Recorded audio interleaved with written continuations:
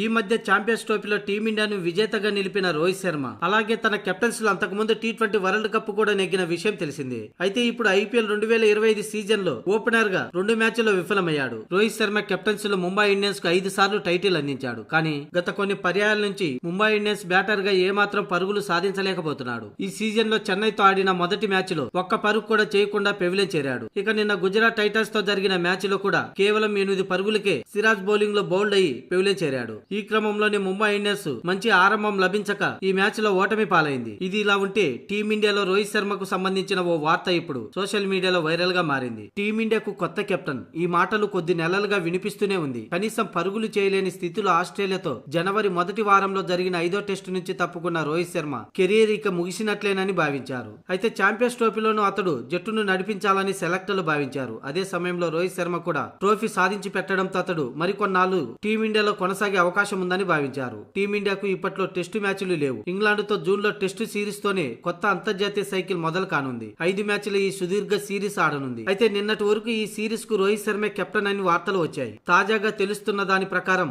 Rohit Sharma ఇంగ్లాండ్తో test series ఆడే ఉద్దేశంలో లేనట్లు తెలుస్తుంది. ఇదే సంగతిని సెలెక్టర్లు కూడా చెప్పినట్లు సమాచారం. అలాగే నిన్న గుజరాత్ టైటన్స్ తో జరిగిన మ్యాచ్ కు ముందు కూడా ఇంగ్లాండ్తో టెస్టు ఆడే విషయంపై కొన్ని సందేహాలను వ్యక్తం చేశాడు. వీటన్నింటిని బట్టి చూస్తే రోహిత్ శర్మకు టెస్టు ఆడే ఉద్దేశం లేనట్లు తెలుస్తుంది.